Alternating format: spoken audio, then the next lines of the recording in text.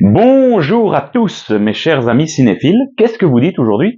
Moi ça dit qu'aujourd'hui je vais vous parler d'une série qui me tient vraiment à cœur, une série que j'adore, Sex Education, saison 4, ça y est, c'est enfin terminé après 4 super saisons, enfin presque. Alors Sex Education c'est vraiment une série dont je vais pas vous mentir, j'ai eu un peu de mal au tout début, quand elle a commencé à faire le buzz, en même temps qu'Umbrella Academy d'ailleurs. Au début, je me suis dit, oh, ça va être encore un truc un peu con pour ados, pas intéressant du tout, assez vulgaire, pas intéressant. Et suite à plusieurs conseils, je me suis finalement lancé pour voilà, ne plus jamais en décrocher. C'est vraiment touchant, où il y a énormément de thèmes qui sont élaborés pendant ces 4 saisons. Ça a été vraiment incroyable. Je crois que tous les thèmes liés à la sexualité sont passés, vraiment. Bon, voilà, ça, il y a un petit côté un petit peu checklist où voilà, on va parler de ça, de ça, de ça, de ça. Et voilà, là, à la fin de cette saison 4, je pense que tous les thèmes ont été abordés, tous les genres, la religion, les agressions, les relations nocives, la paternité, la maternité, le doute, les relations amoureuses. Enfin, il y a plein de thèmes qui ont été abordés. Vraiment, ça a englobé vraiment beaucoup de choses. Et ils l'ont fait vraiment avec attention parce que honnêtement, moi, il y a beaucoup de choses que j'ai appris en regardant cette série. Voilà, on va pas parler de tout, mais franchement, c'était très instructif dans un premier temps. Et puis, je pense que c'est quand même utile pour des jeunes de regarder ce genre de série parce que voilà, on peut vraiment apprendre beaucoup de choses.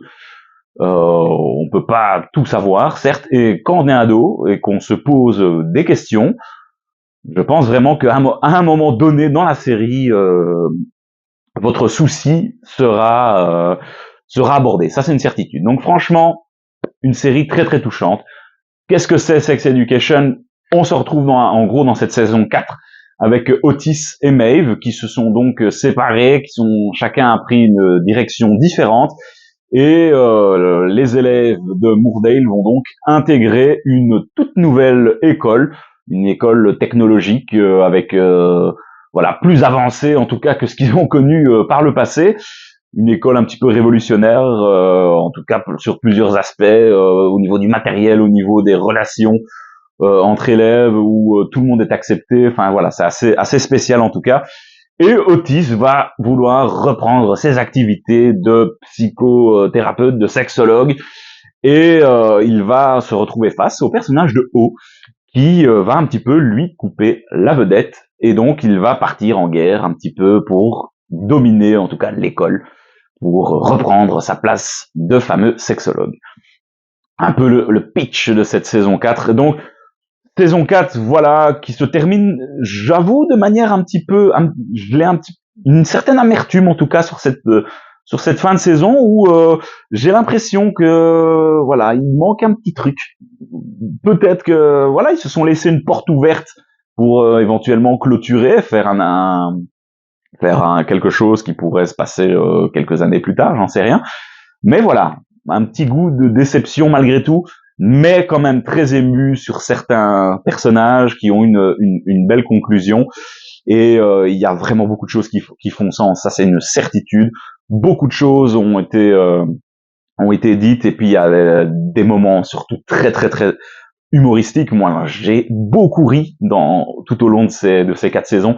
Et il y a des moments vraiment d'émotion, des moments un petit peu de doute, c'est clair, et la série le fait de manière superbe. C'est filmé, je pense, au sein du Royaume-Uni, et les décors sont toujours aussi chouettes. On est entouré de cette verdure.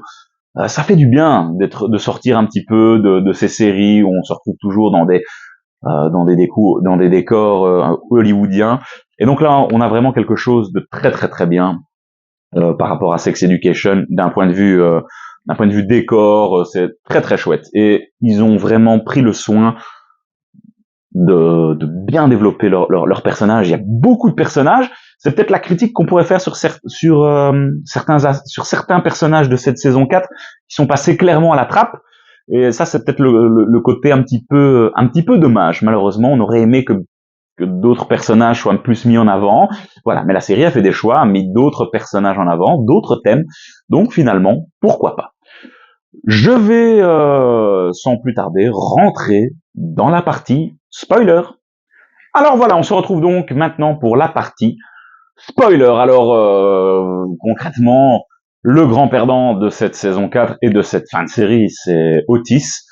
C'est ma grosse déception parce que c'est un personnage touchant. En tout cas, moi j'ai beaucoup aimé Otis, son évolution sur ces 4 saisons.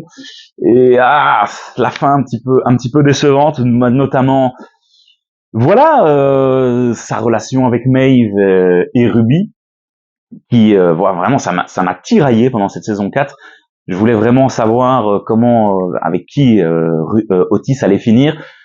Moi, j'avais beaucoup aimé en tout cas la relation qui avait été développée pendant la saison 3, ce petit moment où Otis et Maeve en tout cas ne se parlent plus, où il y a plus trop de contact, entre eux. Et là, il y avait le personnage de Ruby qui était pour moi le meilleur personnage de cette saison 3, très touchant. Franchement, un personnage exceptionnel sous ses airs un petit peu de bimbo, de fille, de la fille populaire de l'école. Et puis voilà, on avait découvert un petit peu l'envers du décor, une fille qui avait des difficultés avec son père, qui cachait ses sentiments clairement pour Otis. Et la relation entre les deux était vraiment touchante. Encore une fois dans cette saison 4 aussi, on voit qu'elle a encore des sentiments pour lui.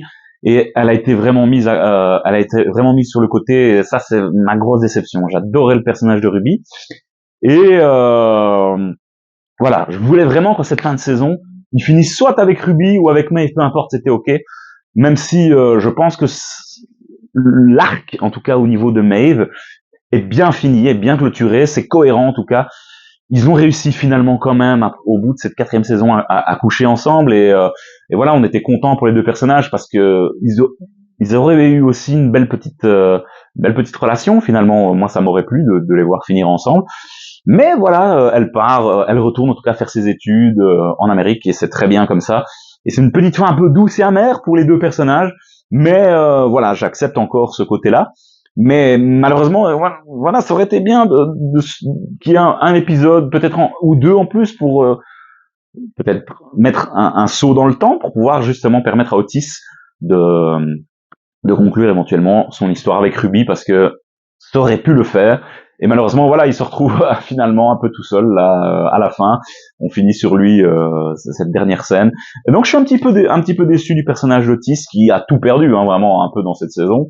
Sa relation d'amitié avec Eric, où il se réconcilie bien évidemment à la fin, c'était aussi assez touchant. On reviendra sur Eric après. Il perd Maeve finalement dans une scène assez touchante où voilà, c'est très compliqué. Il en veut à sa mère de l'avoir laissé partir. Donc Otis fort blessé, il perd son job à l'école de sexologue du lycée. Où il va rentrer dans une rivalité avec O pendant une grosse partie de la saison, avec des scènes assez hilarantes où on va passer d'un succès à l'un et puis à l'autre. Donc voilà, ça a été assez compliqué. La scène d'intro quand ils arrivent dans la nouvelle école, elle est exceptionnelle. Quand Otis veut envoyer des sextos à Maeve. D'ailleurs, ça c'est un thème qui est peut-être pas assez développé.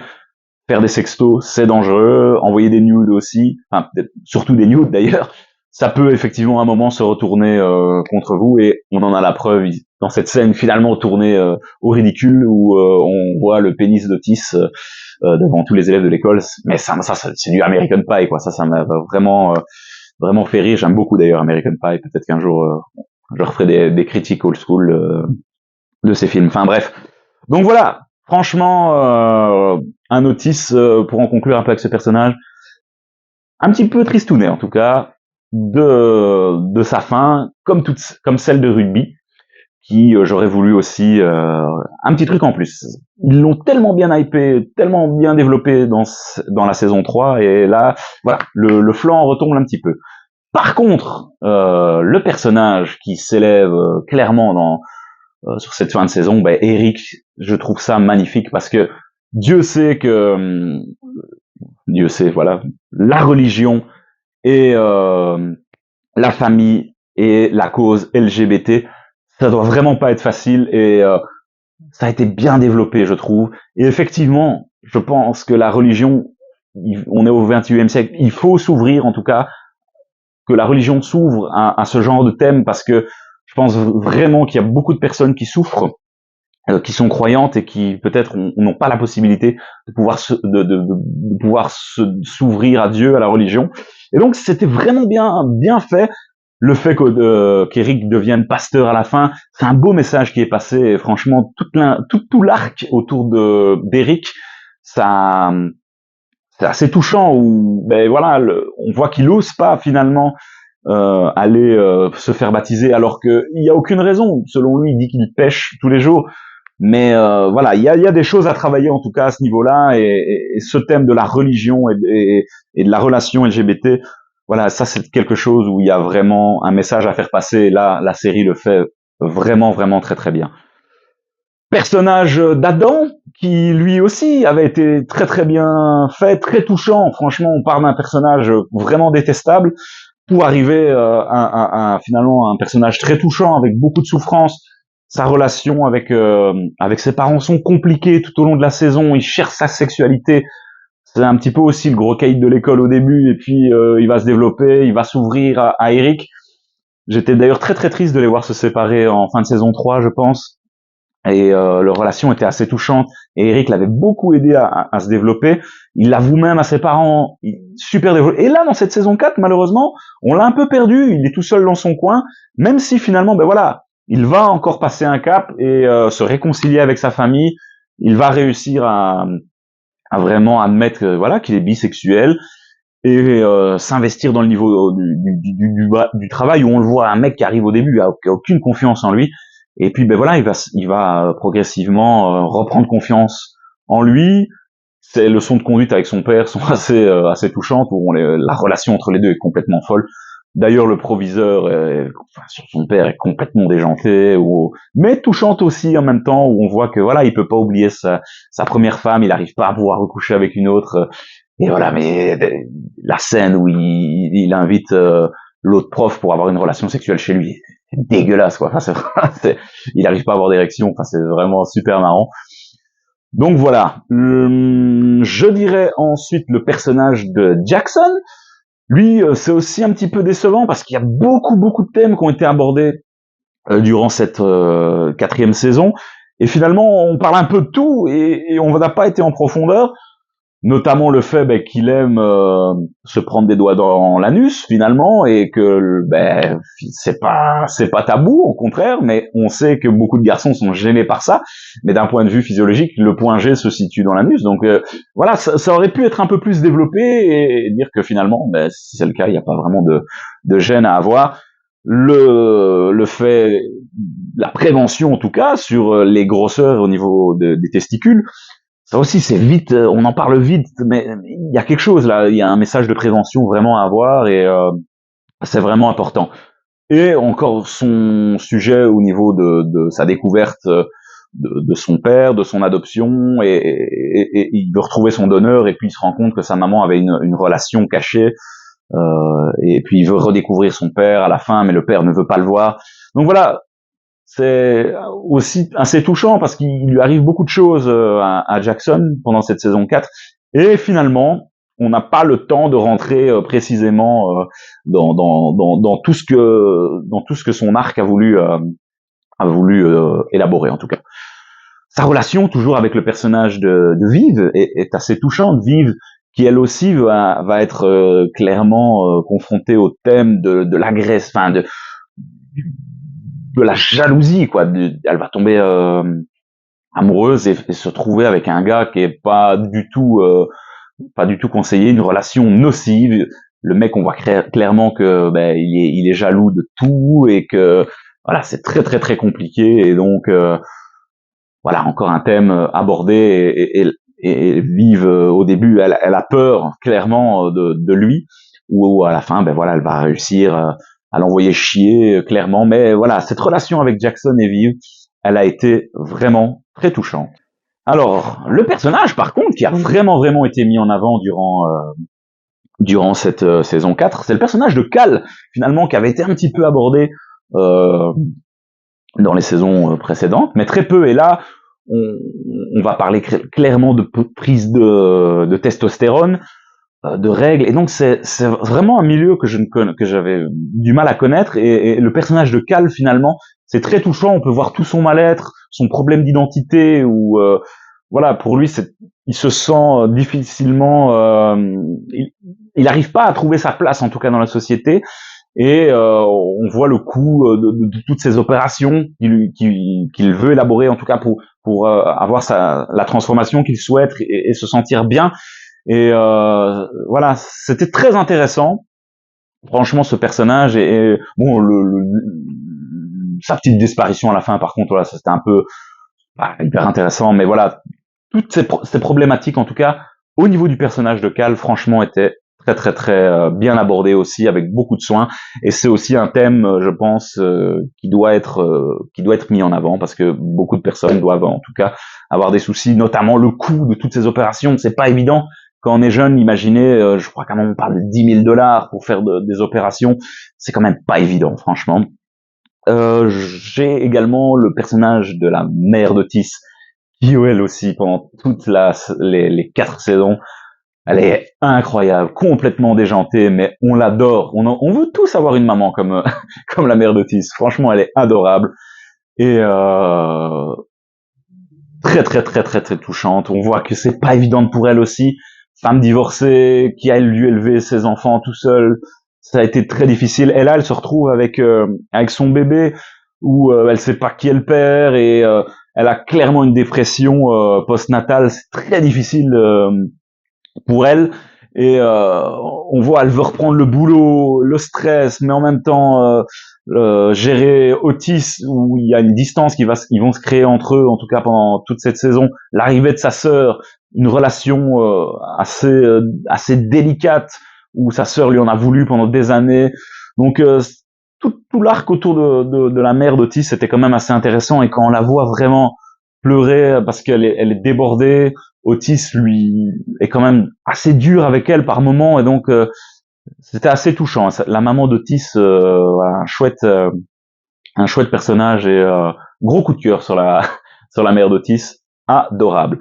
On a tout le personnage de O, qui a été introduit durant cette saison 4. Et puis, ben, c'est aussi un personnage qui veut vraiment exister au niveau de ce lycée, et qui finalement, ben, c'est marrant, parce que plusieurs fois ça arrivait que ce soit elle qui donne des conseils à Otis, et Otis qui lui redonne des conseils, et on sent que ben, voilà, c'est quand même deux personnages qui peuvent éventuellement être amenés à retravailler à la fin. D'ailleurs, ça tisse clairement une collaboration, et toute leur guéguerre pour être le sexologue officiel de Mourdet, du nouveau lycée, était assez marrante, et notamment ce fameux débat qui avait ni queue ni tête. Mais voilà, ce personnage de haut d'ailleurs qui est asexué, ça aussi c'est un thème qui a pas été beaucoup abordé, donc dommage, malheureusement. On a le personnage d'Aimé, et Isaac, Aimé, qui est clairement moins mis en avant dans les premières saisons, avec son agression sexuelle qu'elle avait subie dans le bus. Et là, sur cette saison 4, on est plus sur une recherche d'identité, enfin, pas d'identité, mais une recherche d'accomplissement. Qu'est-ce qu'elle va faire de sa vie? Et puis, ben, elle va avoir ce rapprochement avec Isaac. Et voilà, finalement, elle va s'épanouir dans la photographie. Bon, c'était moins intéressant, le personnage d'Aimé, malheureusement. Isaac, voilà, on nous parle aussi d'accessibilité. C'était assez intéressant. Il y a notamment un personnage qui est malentendant. On voit un personnage qui a une canne blanche. Plutôt que parler d'accessibilité, peut-être qu'on aurait pu parler forcément d'handicap et de sexe. Il y a des choses aussi à développer à ce niveau-là, c'est pas évident, mais clairement là, il y avait aussi quelque chose à approfondir, où on aurait pu aller plus loin dans le détail, et développer sexe et handicap. On aurait pu peut-être effectivement aller un petit peu plus loin. On a aussi également le groupe de trans qui est là, qui est introduit.